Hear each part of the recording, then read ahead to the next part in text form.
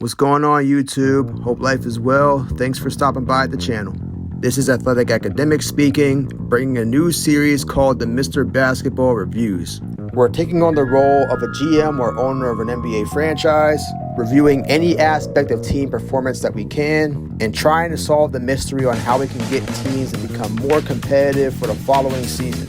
My personal goal is to do all 30 teams before the November 18th NBA draft. Not sure how it's going to get done, but damn, we going to try. If you somehow like the videos that I put out, I encourage you to like and subscribe to the channel. That way you'll be notified when new ones come out. Also, I'm big on feedback, so leave your thoughts within the comment section. And if you really want to go the extra mile, share amongst other basketball heads that you think might enjoy this as well. If you're big on social media, you can find me on Facebook and Instagram at The Athletic Academic, and also at Twitter at Athledemic. Now that's out the way, let's start the first episode. So the first team we're covering in the series is the Golden State Warriors. What's on the table? We're going to start with an overview of the season, then take a deep dive at the performance of the team. We'll also take an in-depth review of the coach as well as the franchise players, break down the current structure of the roster. We have to look at these teams financially because we know they're sports teams, but they're still a business at the end of the day. Then we'll finish off with potential moves the team can make this offseason and make our predictions on how they'll look next season. Season review of the Golden State Warriors. What a turn of events. One season you're in the finals, the next you're the worst team in the league. The Warriors accumulated 15 wins and 50 losses and missed the playoffs for the first time since the 2011-2012 season. Fun fact, before Curry and the gang came along, the Warriors for the longest were a laughingstock of the NBA. They had only made the playoffs one time before the 93-94 season, and that's in 2007 during the We Believe season. Hopefully Golden State doesn't go back to those ways. I can guarantee you that's not going to happen. So what did happen to the Warriors this past season? Well, unless you've been in a coma all year, you probably already know. The Warriors were ravaged with injuries dating all the way back to last year's finals.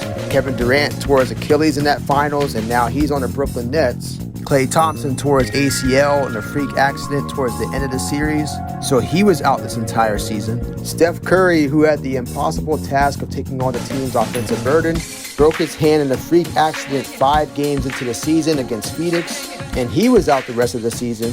Kevon Looney has continued to battle injuries. Draymond had a hard time staying healthy. And D'Angelo Russell, who was just a short-term stay at the Golden State Warriors. He did what he could, but he hit the injury bug too.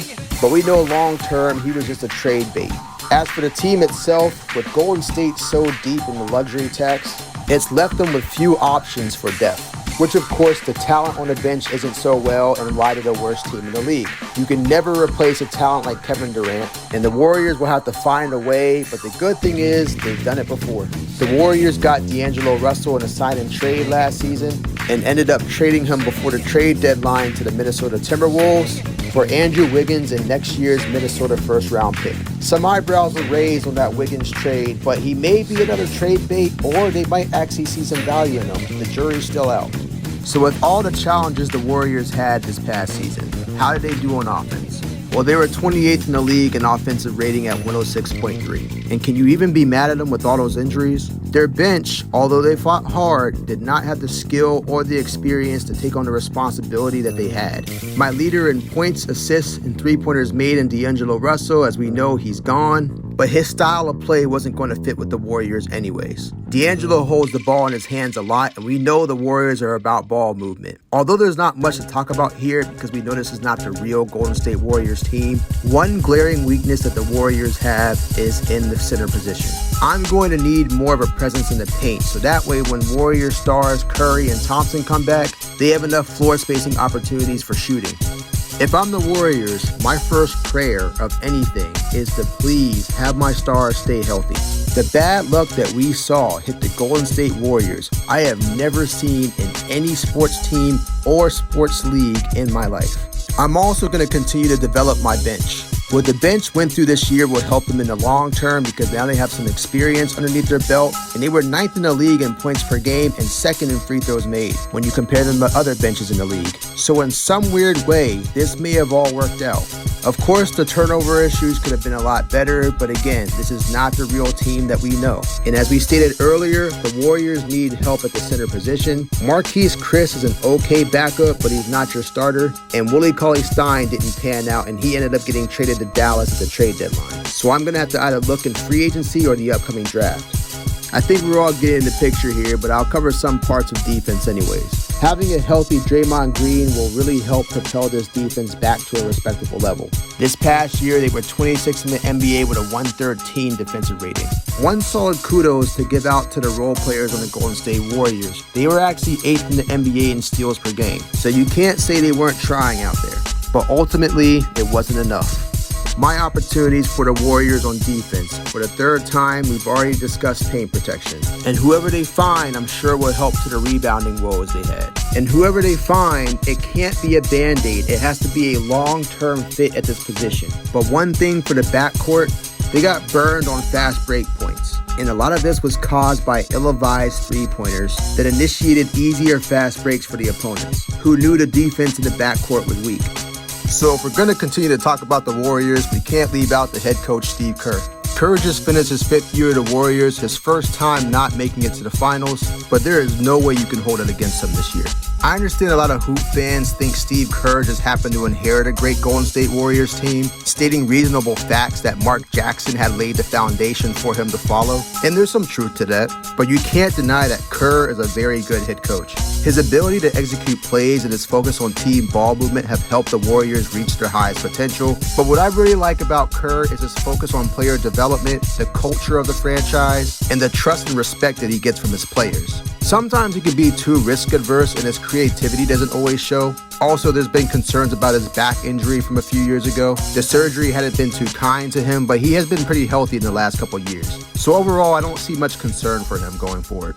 And then we got Steph Curry. There's not much to say on him that we don't already know. 3-time champion, 2-time MVP, 6-time All-Star. He's coming back with a vengeance this season. He only played the 5 games this past season because of that wrist injury, but in those 5 games he played, he really did struggle. Curry needs Klay Thompson and Draymond to be able to be as successful as he can. And I think this season he gets back to his normal ways. And another thing about Curry and Thompson, I think they're going to have a pretty long career ahead of them. And it's because their ability to shoot the ball is going to age well. So while there's question about Curry's place in his prime, I know there's concerns about injury too, but I think he's going to be okay. He's going to have a pretty long prime.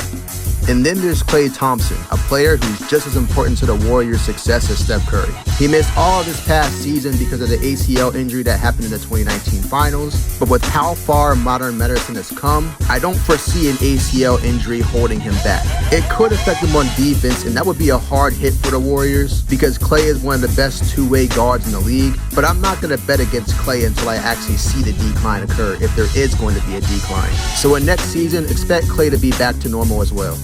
And finally, we have Draymond, the heart and soul of the Warriors. Without a doubt, one of the greatest overachievers in NBA history. 2017 Defensive Player of the Year, 2016 All-NBA Second Team, and 3-time NBA All-Defensive First Team member. He dealt with a lot of injuries this past season too, and on defense, he has shown some decline. He's never been much of a shooter, but he has gotten worse over the last couple seasons. But his ability to play make and pass the ball are going to be more critical this year than ever. A healthy Draymond Green is going to be the X factor on how high these Warriors can reach.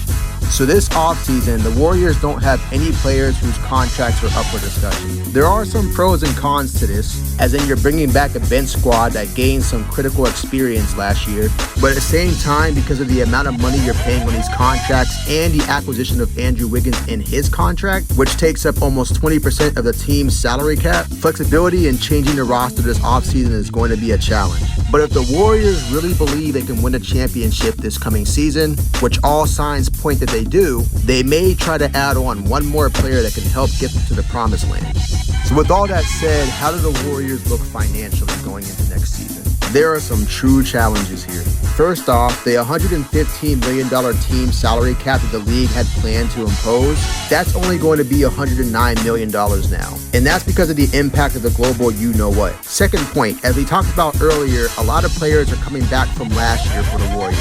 13 players to be exact. Those 13 players make up $148 million on the team's salary cap. Hold on to that number. The team has about $666,000 in dead money, and the team salary cap holds a $30.7 million won't count against them because they're already over the league salary cap maximum. So the total team salary allocation is at $148.8 million or $39.7 million over the league salary cap maximum, which puts them 21st in the NBA. So that's not even the scary part. Now we're going to talk about the league luxury tax, which is really where it's going to get difficult for the Warriors. So the league luxury tax threshold is set at $132.6 million, which is short of the $139 million that was planned before the global you-know-what. Remember how I said to remember that $148.8 million from the team salary cap? That total leaves them $16.2 million over the league luxury tax threshold, which is 30th in the NBA, dead last. And for the gut hitter, because the league taxes you at certain amounts that you go over the league luxury tax threshold, as a way to try to help regulate competitiveness over the league, the Warriors are projected to pay $49 million in an estimated luxury tax bill, just for being over that $132.6 million line. So now you see the sense of urgency on the Warriors really trying to compete for a championship year, because they don't want to lose and have to pay all this money.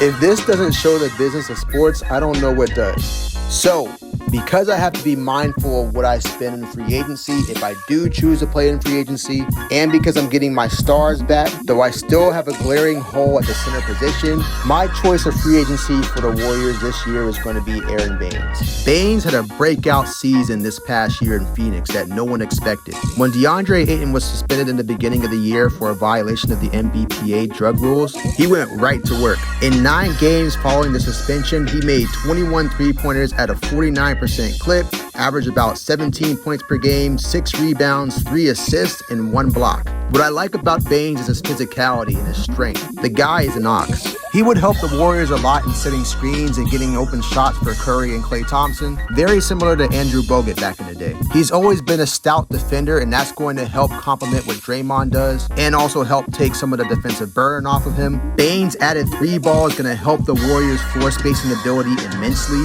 and he brings some solid and valuable playoff experience. In the 2013-2014 season, he won a championship with the San Antonio Spurs. Although he didn't play that much, he did get to experience that with some great teammates such as Tim Duncan, Manu Ginobili, and Tony Parker. And throughout his career, he also has about 54 playoff games experience. Concerns I have is that his age, he's 33 years old. He pretty much is who he is at this point, which is fine. He's not going to be your long-term solution, but he'll definitely help you out this year and maybe another year. So if I'm the Warriors, he would definitely be my priority. I would have went with Marc Gasol, but rumor is he's going to go play over in Spain next year, so he's off the table. What do the Warriors have in this upcoming draft? Well, because of this very odd year that they had, the basketball gods have been kind to them to give them the 2nd pick in the draft. They have 2 second-round picks also, but we're not focused on that right now. So if I'm the Warriors, I have options. I have Devin Vassell, who will be a 3-and-D guy. Onyeka Okongwu, who I really like. He reminds me a lot of Bam Adebayo and would serve a lot of help for the Warriors. But if I'm the Warriors, my guy is going to be James Wiseman. So what to make about the controversial situation of James Wiseman? He was a top-ranked player out of high school, winning both the Morgan Wooten and Gatorade National Player of the Year awards. Made his way to Memphis and was killing in his first 3 games, 19.7 points per game on 77% shooting, 11 rebounds, and 3 blocks a game, but it was only in 3 games played and not against the greatest competition. And he only played 3 games because we know he was suspended for taking impermissible benefits that we're pretty confident he didn't take himself. They say his family took the $11,000 from Penny Hardaway, who's the coach now, but he gave it to him when he wasn't even the head coach. My thoughts in the NCAA, I'm not going to bring up today. I'm going to keep it to just James Wiseman to save you the trouble. So first thing about James is his defensive versatility and his mobility. He's a very agile big man, and he's doing this also at 7'1". He's an excellent rebounder, and for the Warriors, we know he's going to help protect the paint, but more importantly, he's going to be a beast in transition, a continuous lob threat, and he's showing promising signs in his improvement in his shooting. People have fear about his motor, and of course, he's not the strongest player yet, although recently there have been images that have come up that have showed how much he's been in the weight room. But after a few workouts with him, I'm not too worried about that. He's coming into a franchise that have a lot of proven veterans. He hasn't shown any signs of immaturity, so I think he's going to learn very quickly from them, and you're getting him on a rookie scale contract. So you have true talent that's going to build with the team for the next 4 years minimum. And during these 4 years, I'm going to need a player that can go up against both Jokic and Anthony Davis because I don't have that on my roster right now. And Wiseman may be my best option at slowing them down. And if it's a gamble on Wiseman, I'm not afraid because I also have the Minnesota Timberwolves first round pick that's top 3 protected next year. And that draft is projected to be much deeper than this year's draft.